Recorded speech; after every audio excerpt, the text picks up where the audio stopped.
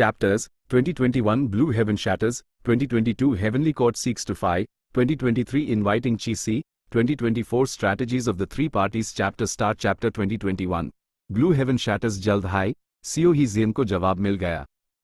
वो खुद जमीन के नीचे उड़कर गया और फॉरेस्ट लाइटनिंग ग्रोटो लॉर्ड के सामने खड़ा हो गया। अलायंस लीडर ने कहा है कि वो तुम्हें जाने दे सकते हैं, लेकिन forest lightning grotto heaven alliance का होगा। Of course alliance grotto heaven के अंदर की हार्वेस्ट फ्रूट पर कोई भी रिस्की कोशिश नहीं करेगा। नहीं, फॉरेस्ट लाइटनिंग ग्रोटो लॉर्ड का रवैया एकदम सख्त था। यह ग्रोटो हेवन मेरा घर है, मैं इससे नहीं छोड़ूंगा। इसका मालिक नहीं बदलेगा, ये मेरा इलाका है। अलायंस की क्या हैसियत है इस पर कब्जा करने की? मैं फिलहाल के लिए लाइटनिंग गू का ध्यान रखूंगा। तुम लोग पीछे हटो और अब से दोबारा हमला करने की कोशिश मत करना। मैं अलायंस के साथ एक एग्रीमेंट कर सकता हूं कि मैं कभी लाइटनिंग गू हासिल करने की कोशिश नहीं करूंगा। अगर अलायंस को रैंक 9 लाइटनिंग गू चाहिए तो तुम लोग यहां लाइटनिंग फॉरेस्ट में उस पालने के लिए रिसोर्सेज दे सकते हो। सीओ ही जियन ने कोई जवाब नहीं दिया और बस फॉरेस्ट लाइटनिंग ग्रोटो लॉर्ड की रिक्वेस्ट वू शुआई को रिपोर्ट कर दी। वू शुआई कुछ देर तक सोच में पड़ गया। वो कोई फैसला नहीं ले पा रहा था। फिर उसने ये इन्फॉर्मेशन सीक्रेट तरीकों से अपनी में बॉडी को भेजी और फैसला उस पर छोड़ दिया। फैंग युआन गहरी सोच में डूब गया। रैंक 9 इमॉर्टल गू की ताकत सबसे ऊपर होती है, इसके लिए एक कदम पीछे हटना बनता है। लेकिन ये लाइटनिंग गू अभी सिर्फ रैंक 8 का है। इससे रैंक 9 तक पालने के लिए ना जाने कितने रिसोर्सेस और कितनी बड़ी कीमत चुकानी पड़ेगी। और इस पूरे प्रोसेस में कई अनजानी गड़बड़ भी हो सकती है। एक और जरूरी पॉइंट यह है कि लाइटनिंग गू की इंफॉर्मेशन छुपाई नहीं जा सकती। ये खबर पक्का अफरा तफरी मचा देगी। चाहे वो हेवनली कोर्ट हो, लॉन्जेविटी हेवन या कोई और फोर्स, सब इसमें दखल देंगे। वू शुआई और किसी एंसेस्टर की फोर्सेस को आखिर में एक ऑल आउट युंग लड़नी हाई पड़ेगी। फैंग युआन की विजडम पाथ की समझ बहुत गहरी थी और उसने फौरन आगे होने वाले बदलावों का अंदाजा लगा लिया। फॉरेस्ट लाइटनिंग ग्रोटो लॉर्ड ने लाइटनिंग गू का राज इसलिए छुपाया था क्योंकि वो उस अपने लिए रखना चाहता था। लेकिन अब जब वो उस नहीं रख सकता था तो वो इस पत्ते का इस्तेमाल सिर्फ सौदा करने के लिए कर सकता था। क्योंकि वो चुपके से दुश्मन से कांटेक्ट कर सकता था तो वो सिर्फ वू शुआई के अलायंस से ही बात नहीं करेगा, वो यकीनन किसी एंसेस्टर से भी कांटेक्ट करेगा। फैंग युआन का ची-सी एंसेस्टर वाला भेस इंसानियत की रक्षा करता था और उसने हेवनली कोर्ट के साथ गठबंधन किया था। वो कभी भी वू शुआई के अलायंस जैसी वेरिएंट ह्यूमन फोर्स को रैंक 9 लाइटनिंग गू हासिल नहीं करने दे सकता था। इसलिए ची-सी एंसेस्टर को अपनी सेना भेजनी ही पड़ेगी। इस वक्त फॉरेस्ट लाइटनिंग ग्रोटो लॉर्ड जरूर दोनों तरफ से फायदा उठाने की कोशिश करेगा और थोड़ी राहत पाने की कोशिश करेगा। यह फॉरेस्ट लाइटनिंग ग्रोटो लॉर्ड सच में बहुत होशियार था और कमजोर के जिंदा रहने के तरीकों को अच्छी तरह जानता था। लेकिन इस तरह ची-सी एंसेस्टर और वू शुआई के बीच टकरार बढ़ना लाजमी था। ये वही चीज थी जिससे फैंग युआन बचने की कोशिश कर रहा था। और इस वक्त हेवनली कोर्ट जरूर आग में घी डालेगा, यहां तक कि लॉन्जेविटी हेवन, डेमन इमॉर्टल चीजू और पांचों रीजन्स की फोर्सेस भी अंधेरे से सिचुएशन को भड़काएंगी। बेशक फैंग युआन दोनों तरफ का लीडर था, लेकिन वो अपने हर एक सबॉर्डिनेट को काबू में नहीं रख सकता था। इन सबॉर्डिनेट्स की लड़ाई में अगर कोई मारा गया तो वू शुआई और किसी एंसेस्टर को अपनी साइड का फायदा और इज्जत बचाने के लिए कुछ एक्शन लेना ही पड़ेगा। सिचुएशन बढ़ती जाएगी और ऐसी हो जाएगी जिसे आखिर में ठीक नहीं किया जा सकेगा जब तक कि एक ऑल आउट युंग ना हो जाए।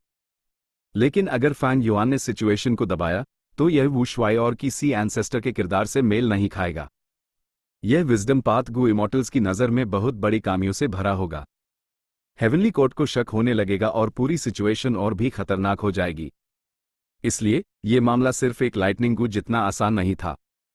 ये कई चीजों को उलझा देगा। इसमें वेरिएंट ह्यूमंस और यहां तक कि 2 हेवंस और 5 रीजन्स की पूरी सिचुएशन शामिल हो जाएगी। इतने बड़े मामले पर फैंग युआन तुरंत कोई फैसला नहीं ले पा रहा था। आखिरकार उस कई फैक्टर्स के बारे में सोचना था। जरूरी बात यह थी कि उसकी मौजूदा ताकत गिर गई थी। वो अपनी सबसे कमजोर हालत में था और अभी उस आराम और ठीक होने की जरूरत थी। मुझे याद है लाइटनिंग गू का जिक्र लेस देन ग्रेटर देन में है। उसने जो ताकत दिखाई थी वो काफी स्ट्रांग थी। फैंग युआन ने लेस देन ग्रेटर देन के पन्ने पलटे।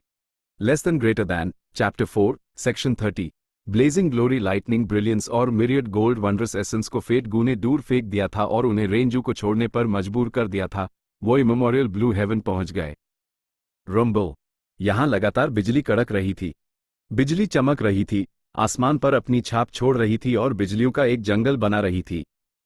मैं गुस्से में हूं, मैं गुस्से में हूं। इस बिजली के जंगल का सोर्स एक लाइटनिंग गू था, वो लगातार चिल्ला रहा था।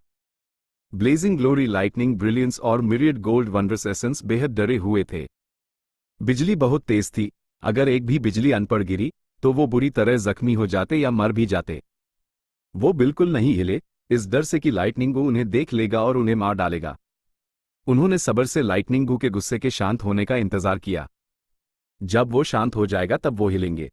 लेकिन लाइटनिंग गू बेहद गुस्से में था और उसका गुस्सा कम होने का कोई नाम नहीं ले रहा था। बिजली का जंगल बढ़ता ही जा रहा था। ए फ्लैट क्या करे? मिरियड गोल्ड वंडरस एसेंस चिंतित थी। हम फादर के पास वापस कैसे जाएंगे? भाई, तुम्हारे पास कोई अच्छा सजेशन है? ब्लेजिंग ग्लोरी, लाइटनिंग ब्रिलियंस ने अपना सर हिलाया। उसकी भावें सिकुड़ गई। ये सब फेट गू की गलती है। उसने जबरदस्ती हमें फादर से अलग कर दिया। मैं फ्यूचर में इसका बदला जरूर लूंगा। जब भी मैं फेट गू के बारे में सोचता हूं, मेरा दिल दुखता है।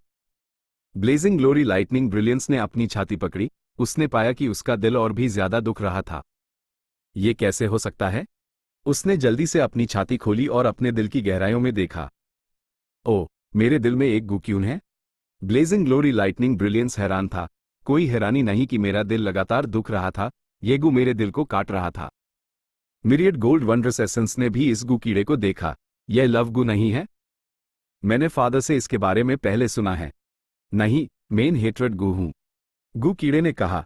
बेशक मैं ऊपर से लव गू जैसा दिखता हूं। मिरियड गोल्ड वंडरस एसेंस ने मिन्नत की। हेट्रेड गू, तुम मेरे भाई के दिल को क्यों काट रहे हो? प्लीज जल्दी रुको। लेकिन हेट्रेड गू ने कहा, मैं नहीं रुकूंगा। मैं यहां अपना घर बना रहा हूं, मैं तुम्हारे भाई के दिल को नफरत के दिल में बदल रहा हूं। ब्लेजिंग ग्लोरी, लाइटनिंग ब्रिलियंस गुस्से में था। तुम्हें मेरे दिल में अपना घर बनाने की इजाजत किसने दी? जल्दी निकलो यहां से, मैं तुम्हारा स्वागत नहीं करता। अगर तुम नहीं निकले तो मैं तुम्हें मसल कर मार दूंगा। हेट्रेड गू जोर से हंसा। मेन लाइटनिंग गू के गुस्से से अट्रैक्ट हुआ था, लेकिन अचानक पता चला कि तुम्हारा दिल मेरे घर के लिए ज्यादा आचा है। मैं नहीं जाऊंगा। ब्लेजिंग ग्लोरी, लाइटनिंग ब्रिलियंस गुस्से में था। उसने सच में अपना हाथ अपने दिल के अंदर डाला और हेट्रेड गू को पकड़ लिया। हेट्रेड गू बिना हैंडल वाली एक टेढ़ी तलवार जैसा था। ब्लेजिंग ग्लोरी, लाइटनिंग ब्रिलियंस का हाथ छील गया और खून बहने लगा जैसे ही उसने उस पकड़ा। उसने अपने दांत भीन लिए और जोर लगाया, हेट्रेड गू को मसल कर मार डाला। लेकिन अगले हाईपाल, हेट्रेड गू खून से जिंदा हो गया और भी बड़ा हो गया। ब्लेजिंग ग्लोरी, लाइटनिंग ब्रिलियंस ने यूज फिर से मसल कर मार डाला। हेट्रेड गू फिर से जिंदा हो गया। इस बार उसका साइज थोड़ा और बड़ा हो गया। ये बेकार है, हेट्रेड गू ने कहा। नफरत को मारा नहीं जा सकता, बदले से सिर्फ और ज्यादा नफरत और दुश्मनी पैदा होती है। तुम मेरे साथ जैसा बर्ताव करोगे, तुम्हारी नफरत उतनी ही बढ़ेगी। मिरियड गोल्ड वंडरस एसेंस थोड़ी हैरान और हेट्रेड गू के सामने बेबस थी। दर्द हो रहा है, दर्द हो रहा है, दर्द हो रहा है। ब्लेजिंग ग्लोरी, लाइटनिंग ब्रिलियंस ने अपनी छाती पकड़ी। दर्द से उसका चेहरा पीला पड़ गया था। हेट्रेड गू उसके दिल में अंदर बाहर छेड़ कर रहा था, एक के बाद एक छेड़ बना रहा था, उसके दिल को नफरत के दिल में बदल रहा था। इस वक्त ब्लेजिंग ग्लोरी, लाइटनिंग ब्रिलियंस को फेट गू से और भी ज्यादा नफरत हो गई थी। अगर मुझे फेट गू ने यहां नहीं फेंका होता तो मेन हेट्रेड गू से कैसे मिलता? मेरा दिल हेट्रेड गू से कैसे छिड़ता? मेन फेट गू को जरूर बर्बाद कर दूंगा, मैं बदला जरूर लूंगा। ब्लेजिंग ग्लोरी, लाइटनिंग ब्रिलियंस जितना सोचता उतनी ही उसकी नफरत बढ़ती। ए फ्लैट यूज, लाइटनिंग गू को गुस्सा दिलाने का डर नहीं रहा। वो अचानक खड़ा हो गया। बहन, चलो, मुझे यहां नहीं रहना। ब्लेजिंग ग्लोरी, लाइटनिंग ब्रिलियंस ने मिरियड गोल्ड वंडरस एसेंस का हाथ पकड़ा। लेकिन मिरियड गोल्ड वंडरस एसेंस हिचकिचाई। भाई, हमारे चारों तरफ बिजली है, हमें नहीं पता ये कब गिरेगी, ये बहुत खतरनाक है। ब्लेजिंग ग्लोरी, लाइटनिंग ब्रिलियंस ने कहा, बहन, डरो मत। मेरे दिल की नफरत ने मुझे एक रास्ता दिखाया है, वो बदले का रास्ता है। इस रास्ते पर कोई बिजली नहीं है। जब तक मैं उस पर चलूंगा, मेन फेट गू को ढूंढ सकता हूं और उससे बदला ले सकता हूं। जल्दी मेरे साथ चलो। ब्लेजिंग ग्लोरी, लाइटनिंग ब्रिलियंस ने मिरियड गोल्ड वंडरस एसेंस को खींचा। अजीब बात यह थी कि उनके आसपास बिजली कड़कने के बावजूद एक भी बिजली ब्लेजिंग ग्लोरी, लाइटनिंग ब्रिलियंस और मिरियड गोल्ड वंडरस एसेंस पर नहीं गिरी। दोनों भागते रहे जब वो अचानक किसी चीज से टकरा गए। आगे क्या है? मिरियड गोल्ड वंडरस एसेंस ने अपने सामने हवा को छुआ और पाया कि यह एक ट्रांसपेरेंट दीवार जैसी थी। यह हेवनली विंड शी वॉल है। इमेमोरियल 9 हेवंस की सीमा। हेट्रेड गू ने समझाया, भाई आगे दीवार है, हम नहीं जा सकते। मिरियड गोल्ड वंडरस एसेंस ने बेबसी से कहा। लेकिन ब्लेजिंग ग्लोरी लाइटनिंग ब्रिलियंस का नजरिया अलग था। दीवार कहाँ है? मुझे तो सिर्फ आगे का रास्ता दिख रहा है। जब तक हम इस रास्ते पर चलते रहेंगे, हम जरूर यहां से निकल सकते हैं और फेट गू को ढूंढ सकते हैं। बार बार ब्लेजिंग ग्लोरी लाइटनिंग ब्रिलियंस उठता और आगे दौड़ता, हेवनली विंची वॉल से टकराता, उसका सर खून से लथपथ हो जाता और वो जमीन पर गिर जाता। फिर वो उठता और फिर से आगे बढ़ता। Myriad gold wondrous essence use रोकना चाहती थी, लेकिन ब्लेजिंग ग्लोरी लाइटनिंग ब्रिलियंस ने नहीं सुना। हेट्रेड गू हंसा, बेकार है। मैंने उसके दिल में अपना घर बना लिया है। बेशक उसकी उंगली खुली हैं, लेकिन वो सिर्फ वही रास्ता देख सकता है जिसकी तरफ मैं इशारा करता हूं, वो कोई और चीज नहीं देख सकता। हा हा हा। ठीक उसी वक्त लाइटनिंग गू ने ब्लेजिंग ग्लोरी लाइटनिंग ब्रिलियंस और मिरियड गोल्ड वंडरस एसेंस को महसूस कर लिया। भयानक बिजली का जंगल तेजी से उनकी तरफ फैलने लगा। आगे या पीछे जाने का कोई रास्ता नहीं था। मिरियड गोल्ड वंडरस एसेंस बेहद परेशान थी, लेकिन उसके पास कोई आइडिया नहीं था। काश हमारे पास अभी भी वेल्थ गू होता तो कितना अच्छा होता। ब्लेजिंग ग्लोरी लाइटनिंग ब्रिलियंस ने उसकी बात नहीं सुनी। वो लगातार हेवनली विंची वॉल से टकराता रहा। जमीन खून से भर गई। लाइटनिंग गू आखिरकार पास पहुंच गया। मिरियड गोल्ड वंडरस एसेंस रोई, क्या मैं यहां मरने वाली हूं? लेकिन लाइटनिंग गू ने अपनी ताकत को काबू में रखा और धीरे धीरे पास आया। उसने एक गरजती हुई आवाज निकली, चिंता मत करो ओ इंसानों, मैं तुम्हें नुकसान नहीं पहुंचाऊंगा। उल्टा मुझे तुम्हारी मदद चाहिए। मिरियड गोल्ड वंडरस एसेंस ने रोना बैंड कर दिया और हैरानी से पूछो, लाइटनिंग गू, तुम इतने ताकतवर हो, हम तुम्हारी मदद कैसे कर सकते हैं? लाइटनिंग गू, मैं हमेशा से यहां फंसा हुआ हूं। इमेमोरियल ब्लू हेवन बड़ा है, लेकिन मैं इससे अब बोर हो चुका हूं। मैं बाहर जाना चाहता हूं, लेकिन मुझे बाहर जाने का कोई रास्ता नहीं मिल रहा, इसलिए मैं गुस्से में हूं। गुस्से से अक्सर नफरत पैदा होती है, इसलिए हेट्रेड गू यहां अट्रैक्ट हुआ। लेकिन तुम्हारे भाई से मैं बाहर निकलने का रास्ता देख सकता हूं। इसलिए इंसानों, चलो मिलकर काम करते हैं। मैं तुम्हारी हेवनली विंची वॉल तोड़ने में मदद करूंगा और तुम मुझे यहां से बाहर ले जाओगे, ठीक है? लाइटनिंग गू ने प्रस्ताव रखा। मिरियड गोल्ड वंडरस एसेंस और ब्लेजिंग ग्लोरी लाइटनिंग ब्रिलियंस इस सुझाव से बहुत खुश हुए। मैं इससे सहमत हूं, तुम्हारी मदद बहुत काम आएगी, ब्लेजिंग ग्लोरी लाइटनिंग ब्रिलियंस ने जवाब दिया। इसके बाद लाइटनिंग गू ब्लेजिंग ग्लोरी लाइटनिंग ब्रिलियंस के हाथ पर उतरा और एक भयानक रोशनी छोड़ने लगा। हेट्रेड गू जोर से हंसा, चलो मैं भी तुम्हारी मदद कर देता हूं। लाइटनिंग गू को हेट्रेड गू की ताकत मिली और वो बेहद शक्तिशाली हो गया। Rumble rumble. लाइटनिंग गू ने जबरदस्त ताकत से हमला किया, न सिर्फ हेवनली विंची वॉल को तोड़ दिया बल्कि पूरे इमेमोरियल ब्लू हेवन को भी चकनाचूर कर दिया। जल्दी निकलो। ब्लेजिंग ग्लोरी लाइटनिंग ब्रिलियंस बहुत हैरान था और जानता था कि उन्होंने एक बहुत बड़ी तबाही मचा दी है। उसने जल्दी से अपनी बहन को पकड़ा और लाइटनिंग गू और हेट्रेड गू के साथ वहां से निकल गया। Chapter 2022 heavenly court seeks to fight less than greater than के हिसाब से हेट्रेड गू और लाइटनिंग गू मिलकर काम कर सकते हैं और एक दूसरे की पावर को बढ़ा सकते हैं, एक ऐसे आतंक मचाने वाले किलर मूव में जिसने सीधे इमेमोरियल ब्लू हेवन को हाई बर्बाद कर दिया। फैंग युआन ने यूज ध्यान से दोबारा पढ़ा और सोचा, क्या इसका मतलब यह है कि ये दोनों गू कीड़े हेवन पाथ का तोड़ हैं? हेवन पाथ डाओ मार्क्स सबसे ज्यादा कहां एकत्रित होते हैं? बिना किसी शक के इमेमोरियल 9 हेवंस में। उनके अलावा फैंग युआन के जिस्म में। ये मेरी मौजूदा परेशानी का हल निकालने का एक रास्ता लगता है। फैंग युआन ने सोचा, लेकिन यहां सिर्फ लाइटनिंग गू है, हेट्रेड गू के बिना काम नहीं बनेगा। ये गू कीड़ा कहां है? क्या अभी ऐसा कोई इमॉर्टल गू मौजूद है? अगर नहीं, तो मैं न्यूज़ रिफाइन कैसे करूं? अगर वो मौजूद है, तो सिचुएशन और भी ज्यादा परेशानी वाली है, क्योंकि मुझे यूज हासिल करने के लिए चालें चलनी पड़ेंगी और प्लान बनाना पड़ेगा। असल में, अगर मेरे पास ये दोनों कोर इमॉर्टल गू हो भी, तो ये अभी भी एक रहस्य है कि उन्हें यूएस किलर मूव में कैसे बदला जाए। लेस देन ग्रेटर देन इसके बारे में बहुत ही अधूरी जानकारी देता है। ठीक उसी वक्त कीन डिंगलिंग ने खुद ट्रेजर येलो हेवन के जरिए एक लेटर भेजा। फैंग युआन ने यूज खोला और पढ़ा। लेटर गू में सीधे फॉरेस्ट लाइटनिंग ग्रोटो हेवन के मामले की बात की गई थी। कीन डिंगलिंग लाइटनिंग गू के लिए बहुत उत्सुक थी और यहां तक कि चाहती थी कि किसी एंसेस्टर फिलहाल के लिए की हार्वेस्ट फ्रूट्स पर रिसर्च करना बैंड कर दे और अपने सबॉर्डिनेट्स को हेवनली कोर्ट के साथ मिलकर लाइटनिंग गू के लिए लड़ने के लिए ले जाए। हेवनली कोर्ट इतनी जल्दी में क्यों है? फैंग युआन की एड में तेज रोशनी चमकी और उन्हें ये इन्फॉर्मेशन इतनी जल्दी मिल गई। लगता है उन्होंने वू शुआई की साइट पर कुछ जासूस लगा रखे हैं। कीन डिंगलिंग आखिरकार फेरी जी वेई नहीं थी, वो चीजें करने में थोड़ी जल्दी करती थी, जिससे फैंग युआन, जिसकी विजडम पद की समझ गहरी थी, को कुछ पॉसिबिलिटीज का अंदाजा लगाने का मौका मिल गया। अगर ऐसी बात है तो फैंग युआन ने कड़वाहट से मुस्कुराया। हेवनली कोर्ट के जरूरी लेटर ने यूज एक फैसला लेने पर मजबूर कर दिया। Forest lightning grotto heaven. सियो ही जियन का चेहरा थोड़ा बदला। यूज वू शुआई का हुक्म मिल चुका था। उसकी नजर ठंडी हो गई जब वो चिल्लाया, अलायंस लीडर ने हुक्म भेजा है कि फॉरेस्ट लाइटनिंग ग्रोटो लॉर्ड को मार डालो। लाइटनिंग गू की चिंता मत करो। एक मामूली रैंक 8 इमॉर्टल गू को खून से कोई फर्क नहीं पड़ता।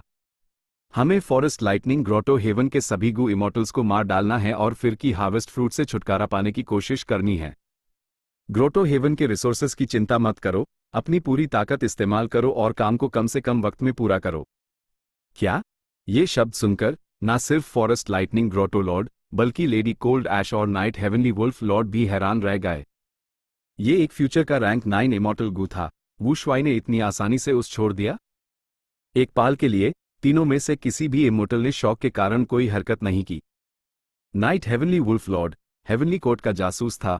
उसने naturally forest lightning grotto lord को बचाने की सोची ताकि वू शुआई के अलायंस को नुकसान पहुंचे। और लेडी कोल्ड ऐश असल में स्पेक्ट्रल सोल था। उसने भी इस टकरार के पॉइंट को बचाने का सोचा जो वू शुआई और किसी एंसेस्टर के बीच एक भयंकर लड़ाई भड़का सकता था।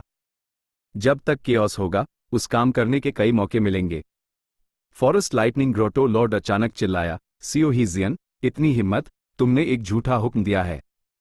वू शुआई अपनी ताकत बढ़ा रहा है, वो एक फ्यूचर के रैंक 9 इमॉर्टल गू को कैसे छोड़ सकता है? तुमने हाल ही में ज्वाइन किया है, तुम्हारे इरादे सच में नेक नहीं हैं। सियो ही जियन का चेहरा फॉरेस्ट लाइटनिंग ग्रोटो लॉर्ड के इल्जाम से ठंडा पड़ गया।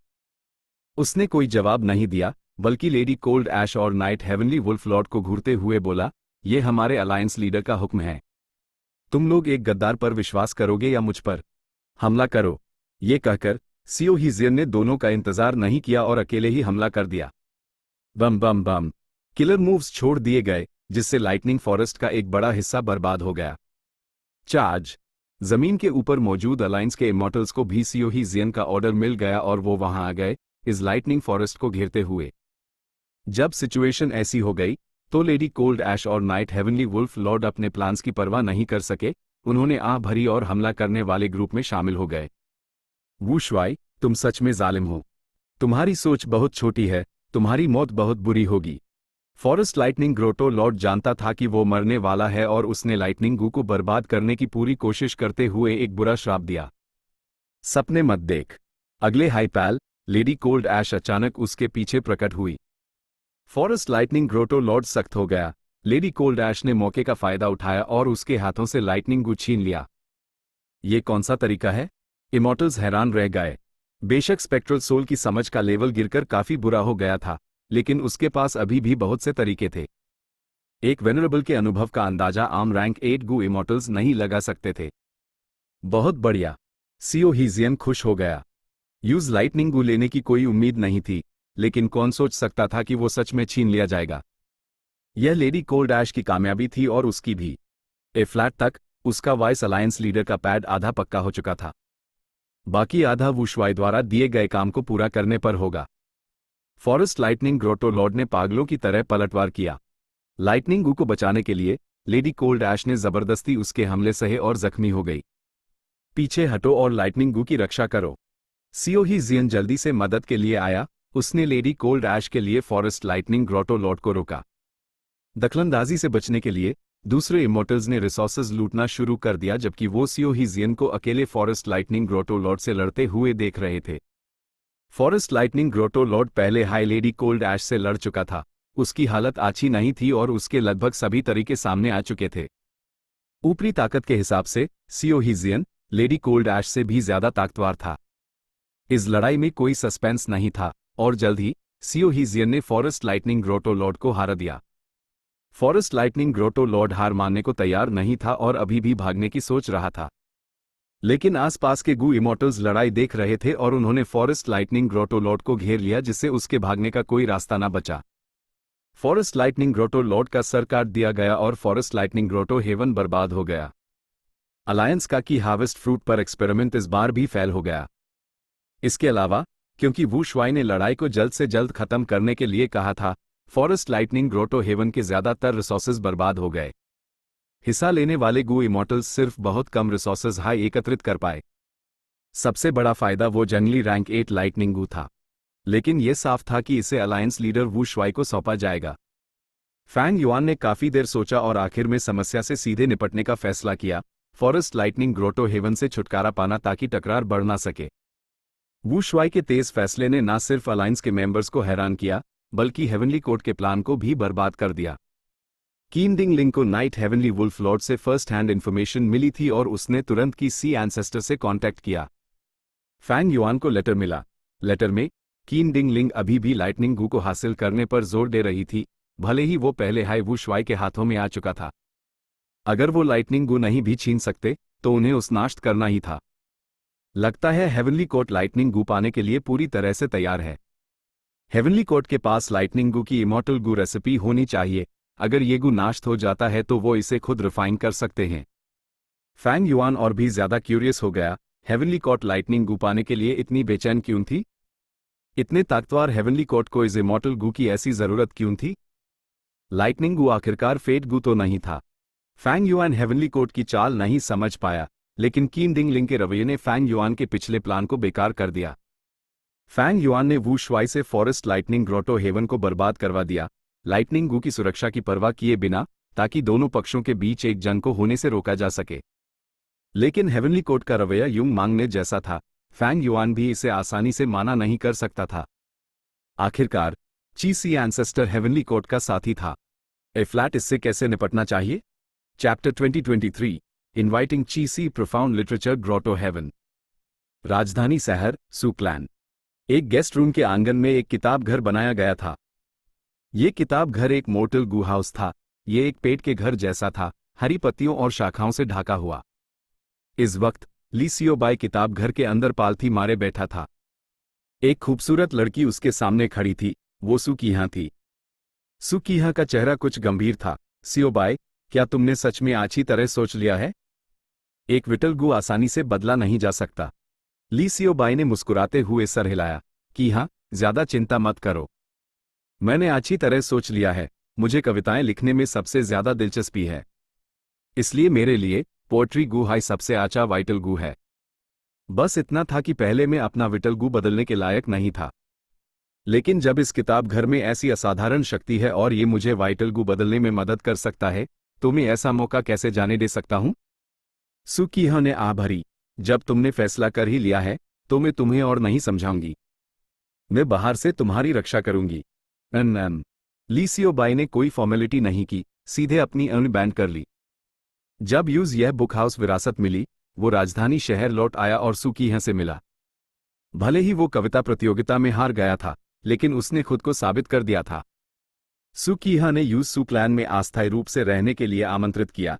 किसी ने इसका विरोध नहीं किया, बल्कि ये एक खूबसूरत कहानी बन गई। ली सियोबाई कंजूस नहीं था। सुक्लैन में रहने के बाद उसने ये बुक हाउस विरासत सू कीहा के साथ शेयर की। दोनों लगभग हर दिन किताब घर में बिताते, लगातार कल्टिवेट करते, रिसर्च करते और एक दूसरे से घुल मिलकर बातें करते। भले ही दोनों एक इत्तेफाक के कारण जीएच निष्ठ हो गए थे, लेकिन उनके बीच गहरे जज्बात नहीं थे। सू कीहा के पिछले कार्य उसके अपने ऊंचे नैतिक चरित्र से आते थे, लेकिन इन दिनों के कांटेक्ट में सू कीहा ली सियोबाई की प्रतिभा की और भी ज्यादा तारीफ करने लगी और उसकी तरफ आकर्षित होने लगी। ली सियोबाई को यह सौभाग्य मिला, लेकिन उसने इसे सू कीहा से नहीं छुपाया और उसके साथ शेयर किया। इससे सू कीहा ने देखा कि ली सियोबाई का चरित्र साफ और नेक था। उस कुछ भी देने को तैयार था। वो बिल्कुल भी एक पत्थर दिल विद्वान नहीं था। भले ही दोनों की अभी तक सगाई नहीं हुई थी, सू कीहा ने पहले हाई ली सियोबाई को अपना एक लौटा जीवन साथी मान लिया था। सू कीहा चिंता के साथ किताब घर से बाहर निकली। इस किताब घर की कीमत बहुत ज्यादा है और इसमें इन्फॉर्मेशन पाथ की कई शाखाएं हैं, जैसे वर्सेस, डिटीज, ओड्स और सोंगस। लेकिन ये शाखाएं सिर्फ गू मास्टर कल्टिवेशन तक ही सीमित हैं और गू इमॉर्टल बनने का कोई तरीका नहीं है। मैंने सियोबाई को कई बार इशारा किया है कि अगर वो मेरे सुक्लैन में शादी करके रहता है तो यूज सुक्लैन की कैलीग्राफी इमॉर्टल कल्टिवेशन टेक्निक मिल सकती है। बदकिस्मती से यूज कैलीग्राफी में कोई दिलचस्पी नहीं है और वो पूरी तरह से कविताओं पर ध्यान दे रहा है। ओ, जब उस ये पसंद है तो मेरे पास उस समझाने का कोई और तरीका नहीं है। अगर वो फ्यूचर में कुछ नहीं भी कर पाया और एक गू मास्टर हाई बना रहा तो मैं मेहनत करके गू इमॉर्टल बनूंगी और इंपीरियल कोर्ट की एक ऑफिशियल बनूंगी। मैं पूरी जिंदगी उसकी रक्षा और देखभाल करूंगी। मैं न्यूज कविता आए लिखते और पढ़ते हुए देखूंगी, बस वो खुश रहे, मैं भी खुश हूं। प्रोफाउंड लिटरेचर ग्रोटो हेवन में एक इंपीरियल कोर्ट था। इंपीरियल कोर्ट के ऊंचे पदों पर बैठे ऑफिशियल्स सभी गू इमॉर्टल्स थे। सु की यह सु क्लैन की सबसे प्यारी बेटी और उनकी एन का तारा थी। उसकी योग्यता और प्रतिभा भी कमाल की थी, इसलिए उसका सु क्लैन की इमॉर्टल कल्टिवेशन टेक्निक से संपर्क में आना लाजमी था। यंग मिस, आपको आराम करना चाहिए, आप खड़े रहने से थक जाएंगी। हमारे यहां रहते हुए ग्रेट स्कॉलर ली की सुरक्षा की गारंटी है। गार्ड्स और नौकरानियों ने सु की से मिन्नत की। सु की ने अपना सर हिलाया, आंगन के बाहर पहरा दो, मैं यहां खुद उसकी रक्षा करूंगी। किताब घर हिलने लगा, हल्की रोशनी अंदर से बाहर खिड़कियों के जरिए फैल गई। कुछ मिनट्स बाद किताब घर शांत हो गया, पत्तियां और शाखाएं हिलना बैंड हो गई। किताब घर के अंदर ली सियोबाई ने धीरे धीरे अपनी आंख खोली। वाइटल गू बदलने का प्रोसेस आराम से हो गया।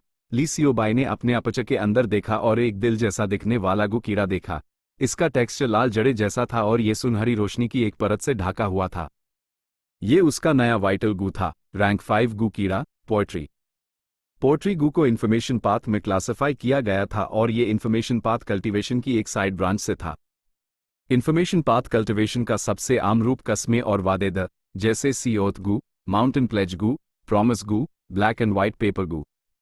दूसरा था इन्फॉर्मेशन भेजना जैसे गूज गू, पेपर क्रेन गू, बटरफ्लाई लेटर गू, फ्लाइंग स्वॉर्ड लेटर गू, मैसेंजर डोव गू और ऐसे ही। तीसरा था देखना, सुनना, पढ़ना और लिखना जैसे वाटर टेक्स्ट गू लिखने की कैटेगरी में आता था। बीस्ट लैंग्वेज गू पढ़ने और बोलने से जुदा था। वर्सेस, डिटीज, ओड्स, सॉन्ग्स और ऐसी चीजें बिल्कुल भी मेन स्ट्रीम नहीं थी। ली सियोबाई ने ऐसा फैसला किया था। कोई हैरानी नहीं कि सु की उसके फ्यूचर के लिए चिंतित थी, लेकिन वो ली सियोबाई का असली इरादा नहीं जानती थी। इस ग्रोटो हेवन का माहौल खास है क्योंकि ये killer move assisting literary talents के प्रभाव में है। जब तक मैं महान कविताएं लिखता हूं, मुझे इनाम मिल सकते हैं और मैं तेजी से आगे बढ़ सकता हूं। पांचों रीजन्स की अराजक युद्ध नजदीक है। ऐसा तरीका जो बिना किसी साइड इफेक्ट के तेजी से ताकत बढ़ा सकता है, अनमोल है। भले हाइसु की गू इमॉर्टल कल्टिवेशन के तरीकों से संपर्क में आ सकती है, लेकिन वो बहरी दुनिया की सिचुएशन नहीं जानती। मैंने अपना विटल गू पोएट्री गू में बदल लिया है। अब मेन पोएटिक गू और इमोशन पोएट्री गू की प्रैक्टिस करूंगा। गैदर पोएम गू का इस्तेमाल करके बाहर से कविताएं एकत्रित करूंगा और पोएम वॉल गू को आगे बढ़ाऊंगा। इसके अलावा मुझे पोएम बाउंड्री गू की भी प्रैक्टिस करनी चाहिए। ये एक बेहद शानदार गू कीड़ा है जिसका प्रभाव एक बैटलफील्ड किलर मूव जैसा है। जैसे हाईली सियोबाई सोच रहा था, दरवाजा धीरे से खुला और सु की चिंतित चेहरे के साथ अंदर आई। सियोबाई, सु की ने धीरे से कहा। ली सियोबाई ने हल्की मुस्कान दी और उसकी तरफ सर हिलाया। सब कुछ आराम से हो गया। सु की मुस्कुराई, उसकी खूबसूरत पानी जैसी उनमें नाजुक चिंता दिख रही थी। ये अच्छा है। बूम! अचानक आसमान कांप गया और एक धमाका पूरे ग्रोटो हेवन में गूंज उठा। क्या हो रहा है? ली सियोबाई और सु की चौंक गए और कमरे से बाहर भागे। उन्होंने आसमान की तरफ देखा लेकिन वो साफ और नीला था। एक हवा का झोंका उनके पास से गुजरा। हवा सिर्फ बहुत कम समय के लिए चली और उसके गुजर जाने के बाद कोई और अजीब चीज नहीं हुई। राजधानी शहर में रहने वाले मॉर्टल्स, गू मास्टर्स और यहां तक कि गू इमॉर्टल्स ने भी इस अचानक आए और गायब हो गई अजीब हरकत को महसूस किया। ज्यादातर लोग हैरान थे, लेकिन कुछ गू इमॉर्टल ऑफिशियल्स जो अंदर की बात जानते थे, खुश थे। सफल रहे। प्रोफाउंड लिटरेचर ग्रोटो हेवन के एक खास इलाके में ओल्ड इमॉर्टल हुआयू ने जोश से चीसी एंसेस्टर के सामने झुककर प्रणाम किया। एंसेस्टर को की हार्वेस्ट फ्रूट की आपदा को सफलतापूर्वक संभालने के लिए बढ़ाई। एंसेस्टर ने पूरे प्रोफाउंड लिटरेचर ग्रोटो हेवन को बचाया है। ये एहसान हमें नया जीवन देने जैसा है। ए फ्लैट से, अगर आपका हमारे लिए कोई भी हुक्म होगा तो मैं बिना किसी सवाल के अपनी पूरी ताकत लगा दूंगा। चीसी एंसेस्टर जोर से हंसा।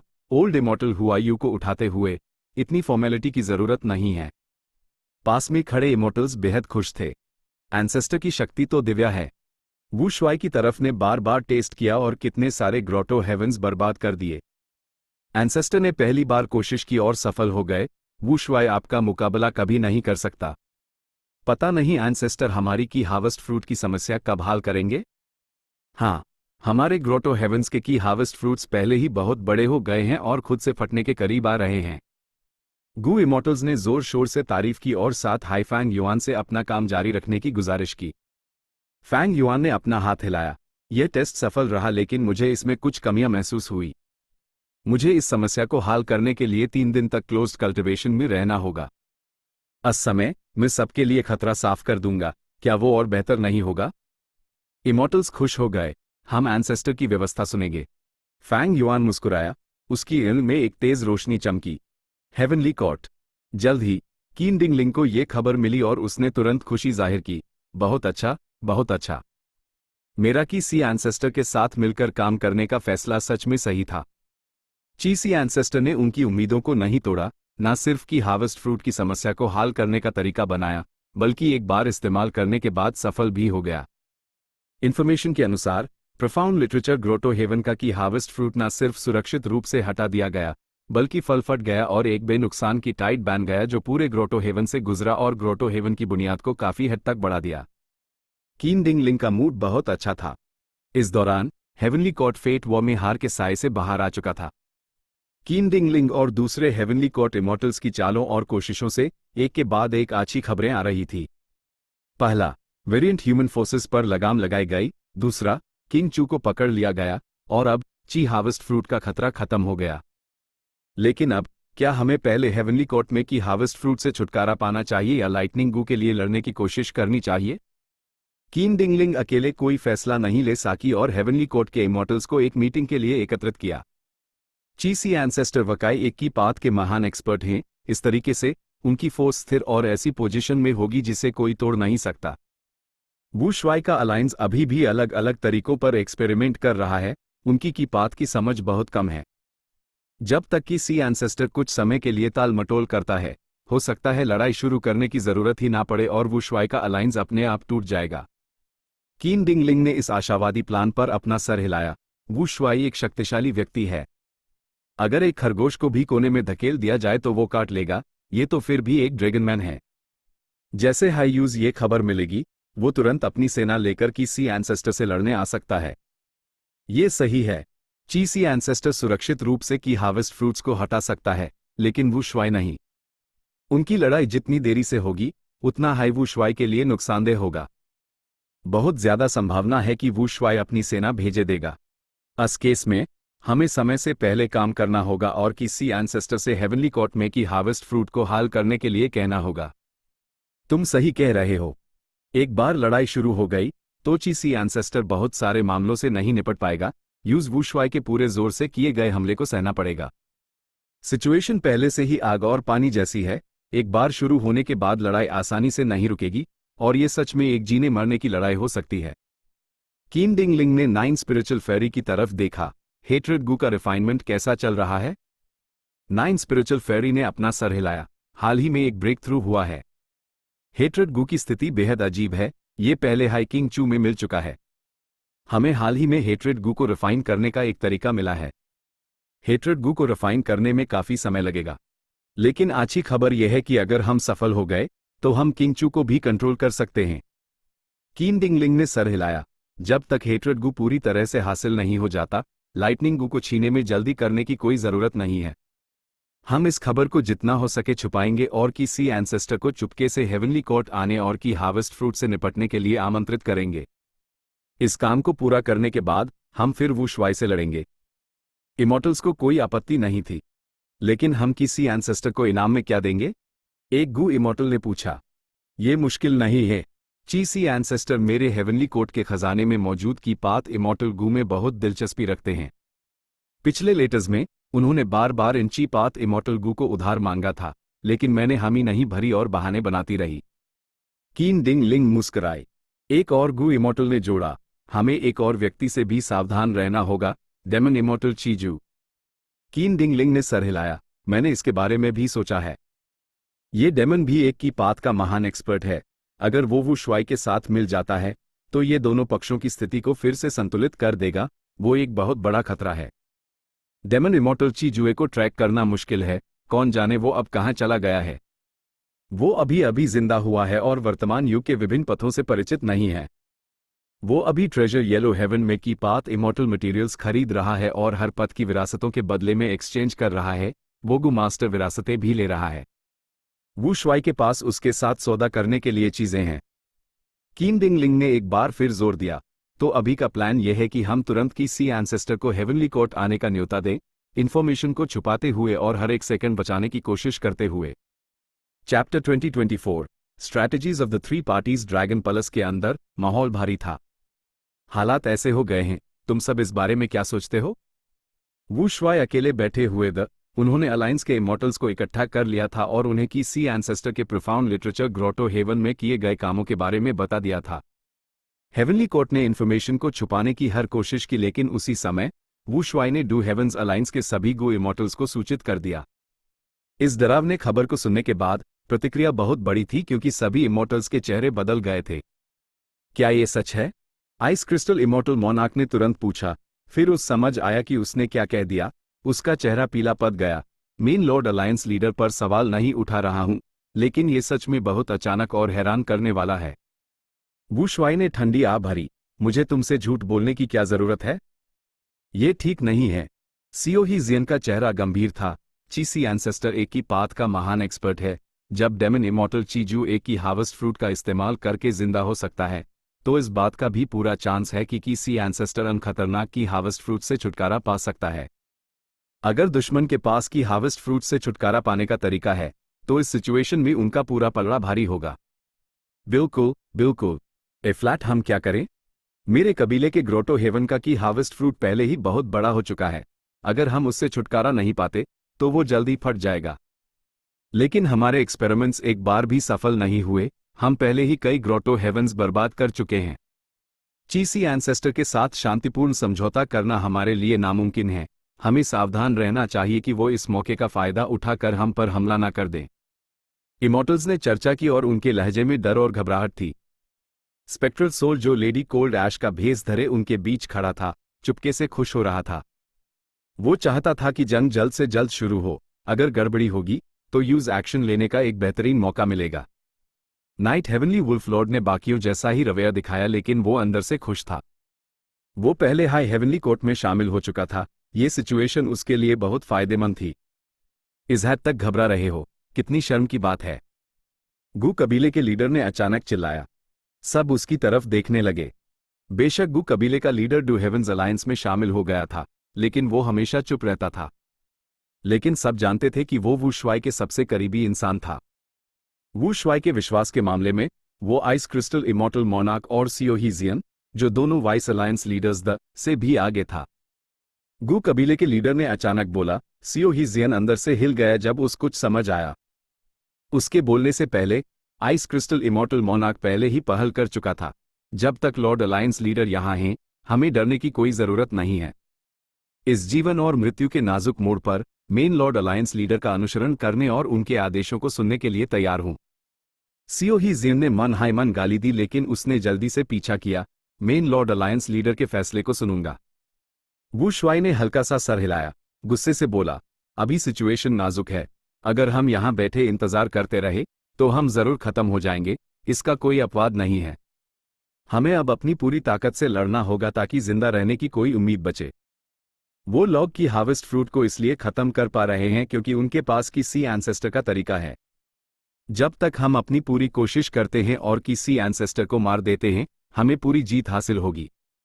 अगर हम उस मार भी नहीं पाए, जब तक हम उस बुरी तरह जख्मी कर देते हैं, तभी सिचुएशन हल्की हो जाएगी। वू शुआई के ये कहने के बाद गु कबीले के लीडर ने तुरंत चिल्लाया, अलायंस लीडर बुद्धिमान है। वू शुआई ने आइस क्रिस्टल इमॉर्टल मोनार्क और सियो ही जियन की तरफ देखा। इन दोनों वाइस अलायंस लीडर्स ने तुरंत चिल्लाया, अलायंस लीडर बुद्धिमान हैं, यह प्लान सुपर्ब है। तुम सबके पास क्या आइडियाज हैं? अगर किसी के पास बेहतर सुझाव है तो तुम अभी बता सकते हो। वू शुआई ने जानबूझकर दूसरे गु इमॉर्टल्स से पूछा। लेकिन इन लोगों के पास क्या आइडियाज हो सकते थे? असल में वू शुआई ने कहा कि वो दुश्मनों पर हमला करने जा रहा है क्योंकि अब उसके पास कोई और चारा नहीं था। यही उनकी आखिरी उम्मीद थी। इसके अलावा क्या वो ची सी एंसेस्टर के सामने सरेंडर कर सकते थे? ऐसा नहीं था कि वो ये नहीं जानते थे, लेकिन किसी में ये कहने की हिम्मत नहीं थी। फॉरेस्ट लाइटनिंग ग्रोटो हेवन सबसे आचा उदाहरण था। सबने वो दयनीय अंजाम देखा था। अब कौन उसके कदमों पर चलने की हिम्मत करेगा? जब सब सहमत हैं, तो हम इस बारे में चर्चा करेंगे कि हम अपनी सेना कैसे भेजेंगे। हम अपने समय का कुशलता से उपयोग करेंगे और दुश्मन को संभालने का मौका नहीं देंगे। वू शुआई ने बिजली की रफ्तार से फैसला लेते हुए कहा। गू कबीले के लीडर ने जोड़ा, लॉर्ड अलायंस लीडर सही कह रहे हैं। हर एक सेकंड जो हम अब बर्बाद करेंगे, उसका मतलब होगा कि दुश्मन को 1 सेकंड का अतिरिक्त फायदा मिलेगा। तुरंत इमॉर्टल्स ने अपनी आक्रामक रणनीति पर चर्चा शुरू कर दी। ये चर्चा लगभग 1 घंटे तक चली, तब जाकर उन्होंने एक बेहतर प्लान बनाया। वू शुआई ने ड्रैगन पैलेस का दरवाजा खोला, इमॉर्टल्स को तैयारियां करने का आदेश दिया। वो 7 दिनों में निकलेंगे। Night heavenly wolf lord, night wolf grotto heaven लौट गया। उसने अपनी सेना को तैयार किया और सैनिक इकट्ठे किए, जबकि जल्दी से हेवनली कोर्ट को इस नए विकास के बारे में सूचित किया। जब कीन डिंग लिंग को यह इन्फॉर्मेशन मिली, उसने हेवनली कोर्ट के इमॉर्टल्स को एक मीटिंग के लिए बुलाया। हालात बदल गए हैं। लगता है वू शुआई के कुछ जासूस चीसी एंसेस्टर के आसपास हैं। जैसा मैंने पहले कहा था, हम वू शुआई को कम नहीं समझ सकते। जब वू शुआई हमला करने की पहल कर रहा है, तो चलो इस मौके का फायदा उठाकर उस खत्म कर देते हैं। वो मुश्किल होगा। उनके पास ड्रैगन पैलेस और दी ज़ैंग शेंग हैं उनकी रक्षा के लिए। जब तक हम कब्रिस्तान से कुछ इमॉर्टल्स को नहीं जगाते, हमारे पास दुश्मनों से निपटने के लिए पर्याप्त ताकत नहीं होगी। समय बहुत कम है। हमारे पास 7 दिन हैं और ये घटना दूर ईस्टर्न सी में होगी। हम अब सिर्फ किसी एंसेस्टर को सूचित कर सकते हैं और उनसे अनजान बनकर तैयारियां करने के लिए कह सकते हैं। जब वू शुआई हमला करेगा, तो यूज जरूर एक झटका लगेगा। क्या तुम भूल गए कि वू शुआई के जासूस चीसी एंसेस्टर के आसपास हैं? अगर चीसी एंसेस्टर को यह इन्फॉर्मेशन हमसे पता चली, तो इससे वू शुआई को भी अलर्ट मिल सकता है। प्रिंस फंग जियान ने इस वक्त अचानक कहा, हमें किसी एंसेस्टर को सूचित करने की जरूरत ही क्यों है? चर्चा अचानक रुक गई। चीसी एंसेस्टर हमारे सहयोगी हैं। अगर हम उन्हें इस बारे में नहीं बताते, तो ये हमारे गठबंधन के लिए फायदेमंद नहीं होगा। प्रिंस फंग जियान ने धीरे से अपना सर हिलाया और मुस्कुराया। जब तक हम चुप रहते हैं, चीसी एंसेस्टर को कैसे पता चलेगा कि हम ये जानते हैं? डू हेवंस अलायंस में हमारा जासूस हमेशा एक राज रखा गया है। अगर हम उसे अब बता देंगे, तो जासूस का पर्दाफाश हो सकता है। हम किसी एंसेस्टर के साथ इसलिए गठबंधन करते हैं क्योंकि हमें हेवनली कोर्ट की हार्वेस्ट फ्रूट की समस्या को हल करने के लिए उनकी ताकत की जरूरत है। हम उन्हें एक मोहरे की तरह भी इस्तेमाल करना चाहते हैं ताकि एक बहरी शक्ति इकट्ठी कर सके जो वेरिएंट ह्यूमन फोर्सेस को मजबूत होने से रोक सके। प्रिंस फंग जियान ने बोलना जारी रखा। और तीसरा, अगर मुमकिन हुआ, तो हम किसी एंसेस्टर को हेवनली कोर्ट का सदस्य बनाना चाहते हैं। कीन डिंग लिंग ने प्रिंस फंग जियान की तरफ देखा। तो तुम्हारी राय में हमें क्या करना चाहिए? प्रिंस फंग जियान ने गहरी सांस ली। मेरी विनम्र राय में, हमें ऐसा दिखाना चाहिए कि हम ये नहीं जानते और अपने मूल प्लान के अनुसार काम करना चाहिए। फ्लैट जब किसी एंसेस्टर पहले ही चुपके से निकल चुके हैं, वो 3 दिनों में हेवनली कोर्ट पहुंच जाएंगे। तब तक हम उनसे अपनी की हार्वेस्ट फ्रूट की समस्या हल करवा सकते हैं। हेवनली कोर्ट बहुत बड़ा है और उसकी बुनियाद बहुत मजबूत है। यहाँ का की हार्वेस्ट फ्रूट दुनिया में सबसे बड़ा है। चीसी एंसेस्टर ने हमें एक की पाथ इमॉर्टल फॉर्मेशन बनाने का सुझाव दिया। ची हार्वेस्ट फ्रूट से छुटकारा पाने में कम से कम 6 दिन लगेंगे। हम जानबूझकर फॉर्मेशन बनाने का समय बढ़ा सकते हैं। अगर वू शुआई का हमला सफल होता है, तो चीसी एंसेस्टर की फोर्स को बहुत बड़ा नुकसान होगा। चीसी एंसेस्टर परेशान हो जाएंगे और उनकी मदद के लिए वापस जाना चाहेंगे, लेकिन फॉर्मेशन को कंट्रोल करने वाले व्यक्ति के रूप में वो कैसे जा सकते हैं? चीसी एंसेस्टर की फोर्स बिना लीडर के हो जाएगी। वो वू शुआई को नहीं हरा पाएंगे। असल में, अगर वो पूरी तरह से खत्म भी हो जाते हैं, तो क्या हमारी ताकत कम नहीं होगी जबकि किसी एंसेस्टर अकेले पद जाएंगे? चुपके से हेवनली कोर्ट आकर और अपनी फोर्स की रक्षा करने में असफल होने के कारण, जिससे उसका विनाश हो गया, उसकी इज्जत मिट्टी में मिल जाएगी। ईस्टर्न सी का गू इमॉर्टल वर्ल्ड भी उन्हें नीची नजर से देखेगा।